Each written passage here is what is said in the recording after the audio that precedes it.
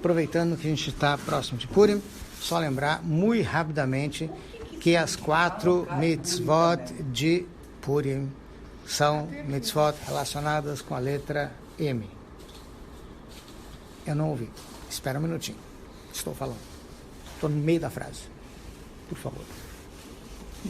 Só um pouquinho. Tem 4 mitzvot na data de Purim e as 4 começam com a letra Mem. Então a gente tem a mitzvah de ouvir a leitura da Megillah. Em outras palavras, é obrigatório ouvir a leitura completa da Megillah ao vivo e a cores. Não adianta ouvir gravação, não adianta ouvir pelo microfone, não adianta entrar na internet e achar alguém lendo. Não, tem que ser ao vivo e a cores, direto da pessoa que estiver lendo, de uma Megillah de pergaminho, como se fosse uma Torá. Isso é hoje à noite, no caso, na noite de Purim, você tem que ouvir uma vez, e ao longo do dia seguinte, no dia de Purim também. Então, no caso, hoje à noite, que é Purim, tem que ouvir a leitura da Megillah. Vão ser lidas, a Megillah vai ser lida várias vezes, mas basicamente vai ter uma leitura logo depois da Tefilá, do Arvit, a Tefilá da noite. A Tefilá da noite deve ser por volta de 18, 6 horas. Tá? E aí, então, a leitura da Megillah deve ser por volta de 6h30, alguma coisa assim. A primeira leitura, que seria a que vem logo depois da Tefilá. Por que isso? Porque, além de você ter a obrigação da leitura da Megillah hoje à noite, nós temos uma pequena curiosidade, que é a seguinte. Hoje, como todo mundo sabe, está vendo também, é jejum. É véspera de Purim, então hoje é dia de Ta'anit e de jejum. O jejum começou oficialmente, pelo menos esse ano, às 4h47, termina às 18h30, 6h30, tudo bem. Normalmente, quando acaba o jejum, já pode comer. Tá. O costume em Purim, no caso hoje, é de que a gente não come direto, quando bate o 6h30, não sai todo mundo correndo, a manada não vai ao encontro lá do pasto, e sim, a ideia é de que a gente espera para comer até depois da leitura da Megillah, o que vai estender o jejum mais um pouquinho. Tá. Muito claro, eu quero deixar para que ninguém depois tenha reclamações. Se alguém não está passando bem, se alguém está com dor de cabeça, ou não vai conseguir se concentrar em ouvir a leitura da Megillah, depois do horário, bateu 18h30, bateu 6h30, 6h31, que seja o horário que acabou o jejum. Sim, o horário do anoitecer. E a pessoa não está bem, por qualquer motivo, e não vai conseguir ouvir bem a leitura da Megillah, então é óbvio que ela deve tomar um cafezinho, café com leite, sei lá, alguma coisa que ajude a pessoa a voltar a ficar bem, para que ela possa ouvir a leitura da Megillah. Senão não faz sentido nenhum ela continuar de jejum e não conseguir ouvir direito a leitura da Megillah, não cumpriu o que ela tinha que cumprir, que também era a leitura. Tá. Vai haver uma leitura de Megillah, obviamente, por volta de 7 horas, que é para o grande público, estou falando aqui do Beit Lubavitch, tá? E vai ter oficialmente, hoje à noite, e vai ter uma às 21h30, oficialmente às 9h30. É bem provável que algumas outras leituras sejam feitas na medida em que houver público que chegou atrasado, que perdeu, que não conseguiu ouvir, que a gente tenta, dentro do possível, dar a chance de todo mundo poder ouvir. Então isso é de noite, tá? Durante o dia, também vai ser a mesma coisa. A primeira leitura da Megillah é logo de manhã, depois da Tefilá, no meio da Tefilá. Então, aqui no Lubavitch, a Tefilá começa às 7 da manhã, por volta de 7h30, vai ser a leitura da Megillah primeira, de manhã. Tá? Depois vai ter mais uma, não me lembro agora os horários, deve ser 9h30, alguma coisa assim. Tem os horários aí? Passa o horário aqui. Tá, então aí você tem a segunda leitura, para quem perdeu, a das 7h30, vai ter uma às 10, vai ter, sim, tem, lá embaixo. Depois vai ter uma às 10, depois vai ter uma 12h30, depois vai ter umas 3h30, depois vai ter às 5h15. Então você tem várias... Tem almoço aí no meio do almoço, Isso.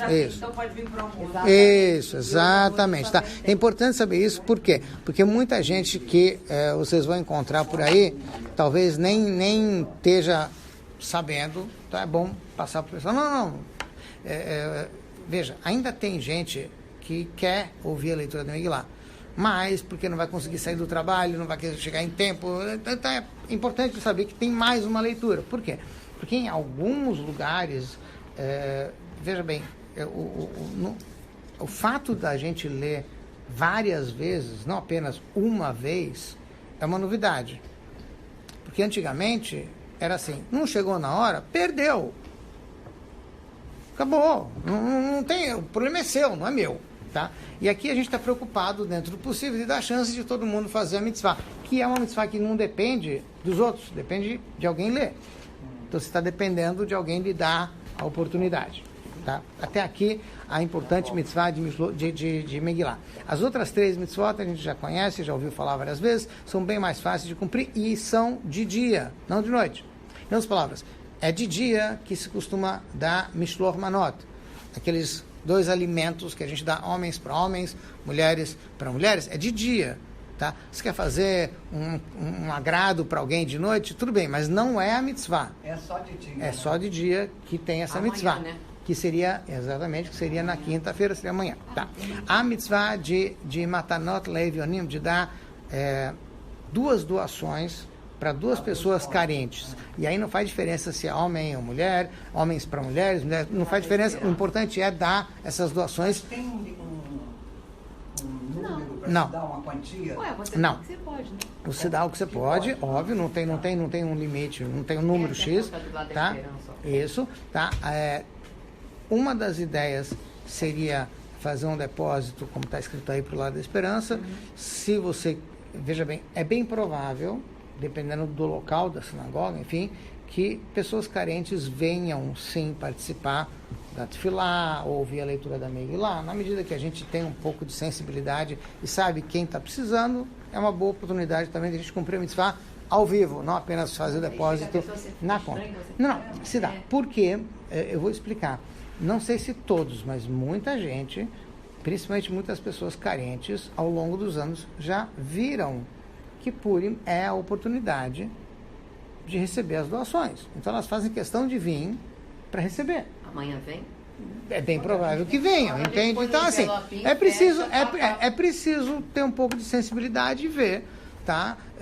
Que tem pessoas que estão esperando, tem outras que não, enfim, muitas vezes dá para ver. Mas, por exemplo, eu recebo e dou para minha afilhada, tudo que vem, até da avó dela, né? Sem problema, você faz o que você quiser, entende? Aí também é mitzvah, né? Sim, veja bem, são 2 pessoas. Então tem que dar para 2 pessoas carentes no dia. Vai fazer O que acontece, por exemplo, como ele falou aqui, não tem alguém que se possa dar de imediato, então deposita na conta do lar. Por quê? Porque no dia de Purim, o lar vai estar dando para o pessoal. Mas não tem aquela coisinha, aquela caixinha para gente colocar? Então, a caixinha é outra forma de fazer a mesma coisa. Coloca na caixinha e ao longo do dia o dinheiro que está lá vai ser recolhido, vai ser distribuído. Também é uma forma de fazer, tá? Você tem a conta corrente de algum familiar que você sabe que precisa, ou enfim, tá? Então faz o depósito na conta de 2 pessoas carentes, enfim.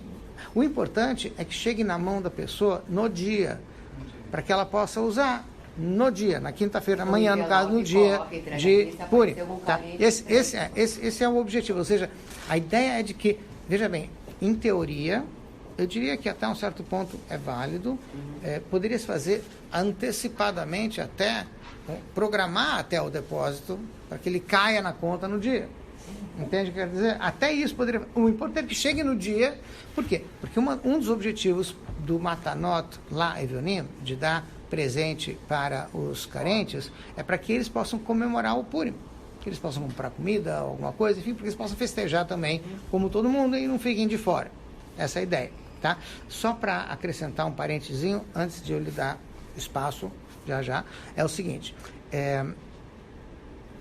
Nós temos uma outra mitzvah que é de fazer a refeição de Purim. A refeição de Purim, em geral, é do meio-dia em diante, afinal de contas, refeição, almoço, tá? Então, dali para frente, vamos fazer uma refeição na qual a gente serve pão, a refeição com pão, O ideal seria uma mesa bonita, como uma mesa de Shabbat. Tem gente que até acende velas, no sentido de dar um ar de requinte para essa refeição. Se serve pão, halá no caso, ou o que for de pão, amotzi. Se costuma servir peixe e mais ainda carne, fazer uma refeição mesmo. E se costuma tomar vinho, não necessariamente precisa perder a cabeça por causa disso, tá? Mas a ideia é essa, tá? Se eu tiver a oportunidade, a gente vai falar sobre essa mitzvah também de perder a cabeça, que nem sempre é uma boa mitzvah, mas tudo bem, a gente precisa saber como é que tem que fazer, tá? Tem um outro detalhe importante que acontece em Purim, é que na medida em que a gente vai fazer Mishloach Manot, ou seja, dar 2 alimentos, tá? É importante não que apenas eu dê para alguém. É importante que esse alguém também tenha a oportunidade de fazer. Porque assim, se eu der Mishloach Manot para 10 pessoas, eu cumpri a mitzvah, mas as 10 não. Mas aí é difícil. É uma missão meio... Então, o que acontece? Essa é uma preocupação típica do Chabad. Por quê? Porque o resto do pessoal, de modo geral, está preocupado em fazer, não que os outros façam. Sim. A gente também está preocupado que os outros tenham a chance de fazer. Então, na medida que é possível, a ideia seria fazer o seguinte: não pega pega 2 Mishloach Manot. Sim? Leva contigo. 2. Então, começa pelo simples. O rabino da Vigazar... Um minuto. Começa pelo simples. Pega 2 Mishloach Manot. Sim? Tá. Dá para sua amiga, no caso mulheres para mulheres, homens para homens, tá? E fica com tá? Aí você diz, vamos fazer o seguinte, para nós 2 cumprirmos a mitzvah, vamos trocar. E aí os 2 fazem a mitzvah, tá? Estou dizendo isso como sugestão. Se você deu, você já fez a mitzvah, acabou. Você não precisa dar mais do que 1. Entende? Para carentes tem que dar para 2. Mas o Mishloach Manot basta dar para uma pessoa. Está tomando café da manhã com o pessoal da família, tá? Para as filhas, troca o café da manhã com a filha. Entende o que eu tô falando? Pode ser amanhã também fazer isso? É amanhã, não é hoje. A mitzvah é no dia de Purim, quinta-feira. 2 desse e dou para minha filha e eu... Sim, veja bem, o que é 2 alimentos? Você está e aí vamos trocar. Ela dá o que você deu para ela e você dá o outro. 2, né? Então, 2 alimentos. Mas são 2, deixa eu deixar claro, 2 alimentos kasher, tá? Isso. Mas veja bem, um guaraná, veja bem, um guaraná e uma maçã. Sim. É mais. A gente não pensa nisso. Isso. Não precisa de nada de muito sofisticado, entende? Não tinha pensado nisso. Não, você pode ter 2 frutas, uma banana, uma maçã, uma guaraná. É suficiente. 2 frutas? Não Sim. pode ser uma bebida e uma... Pode ser um guaraná e uma fruta. É uma mitzvah simples. Não precisa, você não precisa fazer uma super. Você explicou. Isso. Entende? Não é nada de tão complicado. Mas assim,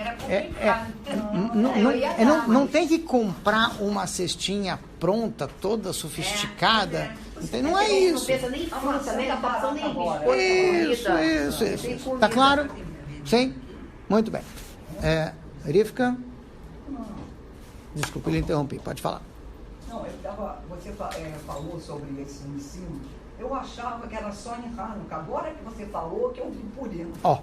Muito bem. Então, o que acontece? Na Tfilá de Purim, assim como em Hanukkah, que vejam bem, tanto Purim como Hanukkah são 2 festas que surgiram, que foram consagradas depois da entrega da Torá. Sim? Sukkot, Pesach, tudo isso aí já está na Torá. Tá? Hanukkah aconteceu depois, Purim aconteceu depois, tá? Com uma diferença, bem ou mal, Purim consta no Tanakh, porque você tem a Megillat Esther, você tem o livro de Esther, onde tem toda a história de Purim. Hanukkah nem no Tanakh, não tem livro. Eles falam também no Talmud, né? Sim. Se fala na Gemara, no Talmud, claro, tá? Mas o que eu digo assim, cada um veio em épocas diferentes, tá? O Purim veio antes, Hanukkah veio depois, mas ambos não são mencionados na Torá. Muito bem. Então, nos dois casos, você tem o que a gente chama de uma festa, até um certo ponto a gente também chama de Hag ou de Yom Tov, mas eles não são um Yom Tov ou um Hag como um Pesach, onde você tem a proibição de acender a luz ou fazer certos trabalhos, etc. Não. Em Purim, em Hanukkah, pode fazer tudo. Não tem nenhuma restrição de trabalho ou de atividades, pode fazer tudo. Tá? Não é feriado. Não é feriado no sentido de parar de trabalhar, de ser proibido fazer certas atividades. As escolas têm aula? De modo geral, não, porque o pessoal está preocupado em fazer a mitzvah do dia. Mas Hanukkah, por exemplo, tem aula, porque não tem problema. Não sei. É possível que tenha, eu diria que hoje em dia talvez fosse até interessante que a escola tivesse, porque muita criança, se ficar em casa, não vai fazer Purim. Pode fazer festa na escola. Sim, por isso mesmo. Tá? Então, é interessante, mas eu digo assim, nas escolas religiosas, de modo geral, as crianças estão ocupadas em distribuir Mishloach Manot. Por quê? Isso também é importante lembrar, tinha esquecido. Na Megillah, que a gente lê em Purim, a Megillat Esther, está escrito que a mitzvah é Mishloach Manot. Mishloach não é dar uma refeição, uma porção de... Manot é plural, né? Porções de comida. Por isso que é 2. Tá? O que está escrito é Mishloach. Mishloach significa encaminhar. Manot é presente. É porções. 2 porções. Comida, alimento, enfim. Tá. Mas como está escrito Mishloach, Mishloach quer dizer encaminhar, então existe o costume, e é louvável, de encaminhar através de alguém. Então você já envolve mais alguém nessa mitzvah, tá? Complica, cá entre nós, complica, tá? Que eu tenho que achar alguém que vai enviar para um terceiro, tá? Então, como é que se faz para facilitar? Porque, veja bem, Baruch Hashem, a vida já é bastante complicada sem isso, tá? Então, como é que a gente faz para facilitar? Então, o costume judaico é de que as crianças são os melhores delivery men. Então, eu estou falando, elas adoram fazer isso. Então, em cidades civilizadas, onde crianças podem circular tranquilas pela rua, sem medo, não é exatamente a nossa realidade, mas enfim, tá? O que acontece? Em Purim, as crianças estão ocupadíssimas, correndo para lá e para cá, levando de uma família para outra, da outra para outra, da outra para outra. Ou seja, elas estão se divertindo, fazendo parte da mitzvah de Purim, fazendo as entregas do Mishloach Manot. Porque assim, se eu mando para a família A vai querer me mandar de volta. E aí a criança vai, e a criança volta, e depois encaminha para outra. Entende? Quer dizer, então, essa é a diversão do Purim. Essa faz parte da mitzvah do dia, vamos dizer assim, envolver as crianças com o Mishloach Manot. Mas é óbvio que se não tiver alguém para encaminhar, através de quem, você vai dar direto. Não tem problema nenhum. Tá? É só uma forma de caprichar na mitzvah, de envolver mais gente na mitzvah do Mishloach Manot. Tá. Vamos lá. Então, deixar só... nós lemos tanto na Amidah como no Birkat Hamazon de Purim, o Alanissim, do mesmo jeito que a gente faz em Hanukkah. Só que é importante saber o seguinte, na Amidah, enquanto a gente não falou a Brachá, que vem logo depois desse trechinho, se eu esqueci de falar o Alanissim de Purim, eu posso voltar. Mas se eu já falei Baruch Atah Hashem, tá? Eu não preciso mais voltar e falar esse trecho. No Birkat Hamazon é diferente. No Birkat Hamazon funciona assim. Se você olhar a Amidah, o Alanissim está no finzinho da Amidah. Se você olhar o Birkat Hamazon, o Alanissim está no comecinho do Birkat Hamazon. Por que um está no final e o outro está no começo? Porque essa tefilá, vamos dizer assim, esse trecho da tefilá tem a ver com Roda'ah. É um agradecimento a Hashem pelo milagre que ele fez. Roda'ah, a brachá, onde a gente agradece a Hashem, está no final da Amidah. Sim? Porque a Amidah tem... O início da Amidah é Shevach, louvar, falar da grandeza de Hashem. O meio da Amidah são as brachot, onde a gente faz os pedidos para Hashem. E o final da Amidah é quando a gente agradece. Então é nesse trecho que entra o Alanissim, na Amidah. No Birkat Hamazon, você tem 4 brachot. A segunda brachá, no de lecha, significa nós lhe agradecemos. Então é ali que entra o Alanissim. Então o Alanissim no Birkat Hamazon é logo no começo. Precisa tomar cuidado para não perder. Mas no Birkat Hamazon você tem um bônus extra que você não tem na Amidah. Qual é o bônus extra do Birkat Hamazon? No Birkat Hamazon, se por algum motivo a pessoa esqueceu o Alanissim no começo, quando chega no final do Birkat Hamazon, tem um trechinho que está escrito Harahaman Hu. Então, naquele trechinho do Harahaman, dá para acrescentar o Alanissim que a gente esqueceu no começo. Tá certo?